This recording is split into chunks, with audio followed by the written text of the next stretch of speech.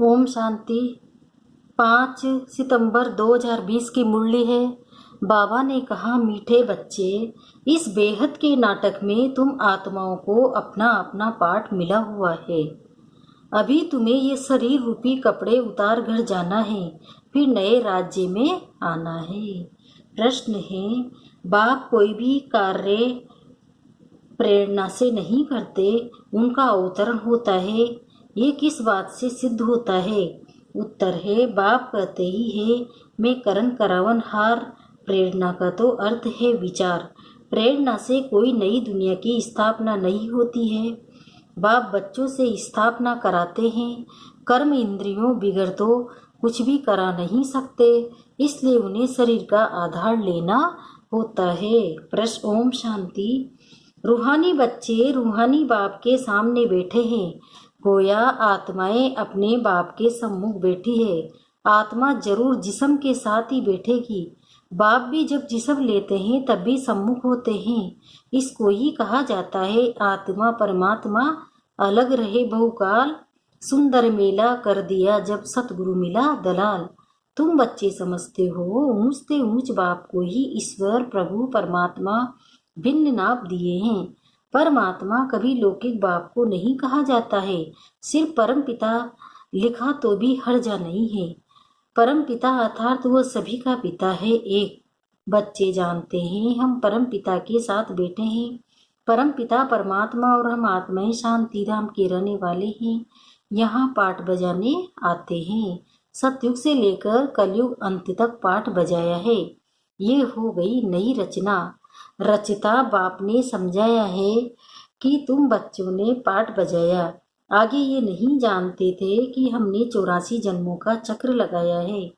अभी तुम बच्चों से ही बाप बात करते हैं। जिन्होंने 84 का चक्र लगाया है, सब तो 84 जन्म नहीं ले सकते। ये समझाना है कि 84 का चक्र कैसे फिरता है। बाकी लाखों वर्ष की तो बात ही नहीं है। बच्चे जानते हैं कि हम हर 5000 वर्ष बाद पाठ बजाने आते हैं। हम पाठधारी है। ऊंचते ऊंच भगवान का भी विचित्र पाठ है। ब्रह्मा और विष्णु का विचित्र पाठ नहीं कहेंगे। दोनों ही 84 का चक्र लगाते हैं। बाकी शहर का पाठ इस दुनिया में तो है नहीं। त्रिमूर्ति में दिखाते हैं। स्थापना विनाश पालना चित्रों पर समझाना होता है। चित्र जो दिखाते हो उस पर समझाना है। संगम युग पर पुरानी दुनिया का विनाश तो होना ही है।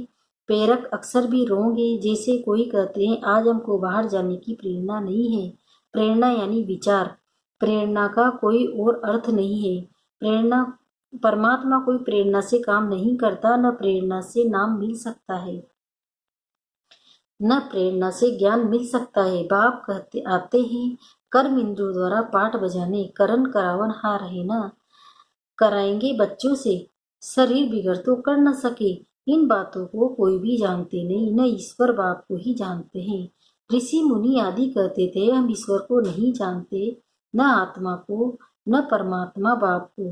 कोई में ज्ञान नहीं है। बाप है मुख्य क्रिएटर, डायरेक्शन भी देते हैं, श्रीमत देते हैं। मनुष्य की बुद्धि में तो सर्वव्यापी का ज्ञान है। तुम समझते हो बाबा हमारा बाबा है, वो लोग सर्वव्यापी कह देते हैं, तो बाप समझ ही नहीं सकते। तुम समझते हो ये बेहद के बाप की फैमिली है। सर्वव्यापी कहने से फैमिली की खुशबू नहीं आती। उनको कहा जाता है निराकारी शिव बाबा। निराकारी आत्माओं का बाबा शरीर है। तब आत्मा बोलती है कि बाबा बिगर शरीर तो आत्मा बोल न सके। भक्ति मार्ग में बुलाते आए हैं, समझाते हैं वह बाबा दुख हरता सुख करता है। सुख मिलता है सुख धाम में, शांति मिलती है शांति धाम में। यहाँ है दुख। यह ज्ञान तुमको मिलता है संगम पर, पुराने और नए के बीच। बाप आते ही हैं तब है जब नई दुनिया की स्थापना और पुरानी दुनिया का विनाश होना है। पहले हमेशा कहना चाहिए नई दुनिया की स्थापना, पहले पुरानी दुनिया का विनाश करना रोंग हो जाता है। अभी तुमको बेहद के नाटक की नॉलेज मिलती है। जैसे उस नाटक में एक्टर्स आते हैं तो घर से साधारण कपड़े पहनकर आते, फिर नाटक में आकर कपड़े बदलते, फिर नाटक पूरा हुआ तो वो कपड़े उतार कर घर जाते हैं। यहाँ तुम आत्माओं को घर से अशरीरी आना होता है। यहाँ आकर ये शरीर रूपी कपड़े पहनते हो। हर एक को अपना अपना पार्ट मिला हुआ है। यह है बेहद का नाटक। अभी ये बेहद की सारी दुनिया पुरानी है, फिर होगी नई दुनिया, वो बहुत छोटी है। एक धर्म के तुम बच्चे हो, इस पुरानी दुनिया से निकल फिर हद की दुनिया में, नई दुनिया में आना है, क्योंकि वहाँ है एक धर्म अनेक मनुष्य होने से बेहद हो जाती है। वहाँ तुम्हें एक धर्म थोड़े मनुष्य हैं, एक धर्म की स्थापना के लिए आना पड़ता है। तुम बच्चे इस बेहद के नाटक के राज को समझते हो कि ये चक्र कैसे फिरता है। इस समय जो कुछ प्रैक्टिकल में होता है उसका भी फिर भक्ति मार्ग में त्योहार मनाते हैं। नंबरवार कौन कौन से त्योहार हैं ये भी तुम बच्चे जानते हो। ऊंच से ऊंच भगवान शिव बाबा की जयंती कहेंगे। वह जब आए तब फिर और त्योहार बने। शिव बाबा पहले पहले आकर गीता सुनाते, अर्थात आदि मध्य अंत का ज्ञान सुनाते, योग भी सिखाते हैं, साथ साथ तुमको पढ़ाते भी हैं। तो पहले पहले बाप आया, शिव जयंती हुई, फिर कहेंगे गीता जयंती। आत्माओं को ज्ञान सुनाते हैं तो गीता जयंती हो गई। तुम बच्चे विचार कर त्योहारों को नंबरवार लिखो। इन बातों को समझेंगे तो अपने धर्म के हर एक को अपना धर्म प्यारा लगता है। दूसरे धर्म वालों की बात ही नहीं, बल किसी को दूसरा धर्म प्यारा भी हो भी परंतु उसमें आ न सके। स्वधर्म में और धर्म वाले थोड़े ही आ सकते हैं। झाड़ में बिल्कुल साफ है। जो जो धर्म जिस समय आते हैं फिर उस समय आएंगे। पहले बाप आते हैं, वही आकर राजयोग सिखलाते, कहेंगे शिव जयंती, सो फिर गीता जयंती, फिर नारायण जयंती। वह तो हो जाता है सत्युग, वो भी लिखना पड़े नंबरवार। ये ज्ञान की बातें हैं। शिव जयंती कब हुई ये भी पिता नहीं है। मनुष्य ज्ञान सुनाया, किसी को गीता कहा जाता है। फिर विनाश भी होता है। जगत अम्बा आदि की जयंती का कोई हॉलीडे नहीं है। मनुष्य किसी की भी तिथि तारीख आदि को बिल्कुल नहीं जानते। लक्ष्मी नारायण राम सीता के राज्य को ही नहीं जानते। 2500 वर्ष में जो आए हैं उनको जानते हैं, परंतु उनसे पहले जो आदि सनातन देवी देवता थे उनको कितना समय हुआ है कुछ नहीं समझ जानते। 5000 वर्ष से बड़ा कल्प तो हो न सके।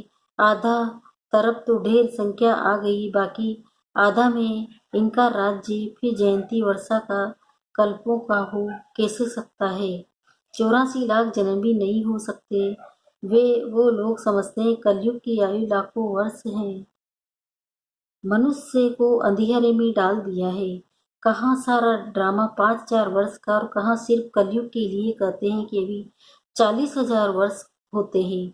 जब लड़ाई लगती है तो समझ जाते हैं भगवान को आना चाहिए, लेकिन भगवान को तो आना चाहिए संगम पर। महाभारत लड़ाई तो लगती ही है संगम पर। महा बाप कहते हैं मैं भी कल्प कल्प संगम पर आता हूँ। बाप आएंगे नई दुनिया की स्थापना, पुरानी दुनिया का विनाश कराने। नई दुनिया की स्थापना होगी तो पुरानी दुनिया का विनाश जरूर होगा। इसके लिए ये लड़ाई है। इसमें शंकर की प्रेरणा आदि की जो कोई बात नहीं। अंडरफुल अंडरस्टूड पुरानी दुनिया खलास हो जाएगी। मकान आदि को तो आर्थिक युग में सब खलास हो जाएंगे, क्योंकि नई दुनिया चाहिए। पुरानी नई दुनिया थी जरूर। देहली परिस्तान थी, जमुना का कंठा था, लक्ष्मी नारायण का राज्य था।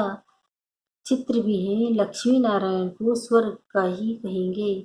तुम जानते हो, तुम बच्चों ने साक्षात्कार भी किया है कि कैसे स्वयंवर होता है।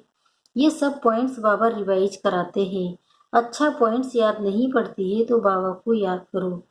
बाबा भूल जाता है, टीचर को याद करो, टीचर को सिखलाते हैं। यह भी जरूरी याद आएगा, टीचर भी याद रहेगा, नॉलेज भी याद रहेगी।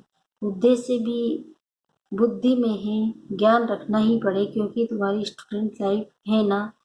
यह भी जानते हो जो सबको हमको पढ़ाते हैं वह हमारा बाप भी है, लेकिन बाप कोई पढ़ते कोई गुम नहीं हो जाता है।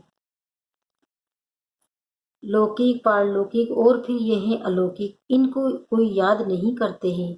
लौकिक बाप से तो वर्षा मिलता है, अंत तक याद रहती है। शरीर छोड़ा फिर दूसरा बाप मिलता है। जन्म बाई जन्म लौकिक बाप मिलते हैं। पारलौकिक बाप को भी दुख सुख में याद करते हैं।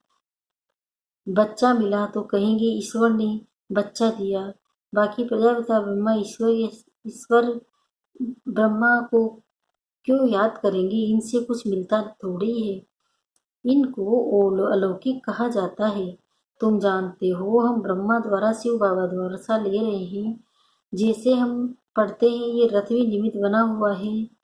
बहुत जन्मों के अंत में इनका शरीर ही रथ बना है। रथ का नाम तो रखना पड़ता है ना।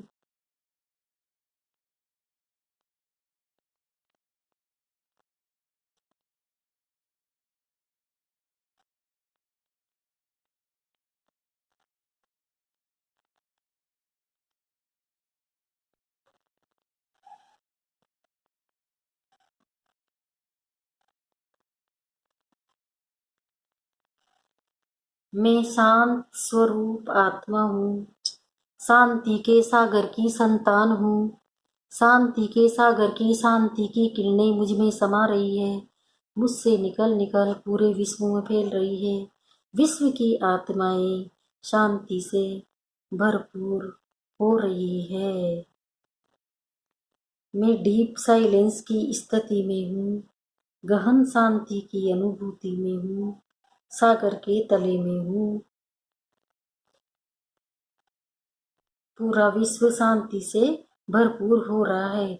ये भी जानते हो हमको पढ़ाते हैं। वो हमारा बाप भी है। लौकिक बाप कोई गुम नहीं हो जाता है। पारलौकिक बाप को भी दुख व सुख में याद करते हैं। बच्चा मिला तो कहेंगे ईश्वर ने बच्चा दिया। बाकी प्रजापिता ब्रह्मा को क्यों याद करेंगे? इनसे कुछ मिलता थोड़े ही है। इनको अलौकिक कहा जाता है। तुम जानते हो ब्रह्मा द्वारा शिव बाबा से वर्षा ले रहे हैं। जैसे हम पढ़ते हैं ये रथ भी निमित्त बना हुआ है। बहुत जन्मों के अंत में इनका शरीर ही रथ बना है। रथ का नाम तो रखना पड़े ना। ये है बेहद का संन्यास। रथ कायमी रहता है। बाकी का ठिकाना नहीं। चलते फिरते भागंती हो जाते हैं। ये रथ तो मुकर्रर है। ड्रामा अनुसार इनको कहा जाता है भाग्यशाली रथ। तुम सबको भाग्यशाली रथ नहीं कहेंगे। भाग्यशाली रथ एक माना जाता है जिसमें बाप आकर ज्ञान देते हैं, स्थापना का कार्य कराते हैं। तुम भाग्यशाली रथ नहीं ठहरे। तुम्हारी आत्मा इस रथ में बैठ पड़ती है। आत्मा पवित्र बन जाती है। इसलिए बलिहारी इस तन की जो इसमें बैठ पड़ाते हैं। यह अंतिम जन्म बहुत वैल्यूबल है। फिर शरीर बदल हम देवता बन जाएंगे। इस पुराने शरीर द्वारा ही तुम शिक्षा पाते हो। शिव बाबा की बनते हो। तुम जानते हो हमारी पहली जीवन वर्थ नोटे पेनी थी। अब पाउंड बन रही है। जितना पढ़ेंगे उतना ऊंचकत पाएंगे। बाप ने समझाया है याद की यात्राएं मुख्य। इनको ही भारत का प्राचीन युग कहते हैं। जिससे तुम पतित से पावन बनते हो। स्वर्गवासी तो सब बनते हैं। फिर ये पढ़ाई पर मदार है। तुम बेहद के स्कूल में बैठे हो। तुम ही फिर देवता बनेंगे। तुम समझ सकते हो ऊंच पद कौन पा सकते हैं। उनकी क्वालिफिकेशन क्या होनी चाहिए। पहले हमारे में भी क्वालिफिकेशन नहीं थी। आसुरी मत पर थे। अब ईश्वरी मत मिलती है। आसुरी मत से हम उतरती कला में जाते हैं। ईश्वरी मत से हम चढ़ती कला में जाते हैं। ईश्वरी मत देने वाला एक है शिव बाबा। आसुरी मत देने वाले अनेक हैं। माँ बाप भाई बहन टीचर गुरु कितने की मत मिलती है। अभी तुमको एक की मत मिलती है तो 21 जन्म काम आती है। तो ऐसे श्रीमत पर चलना चाहिए। जितना चलेंगे उतना श्रेष्ठ पद पाएंगे। कम चलेंगे तो कम पद। श्रीमद है ही भगवान की ऊंचते ऊंच भगवान ही है।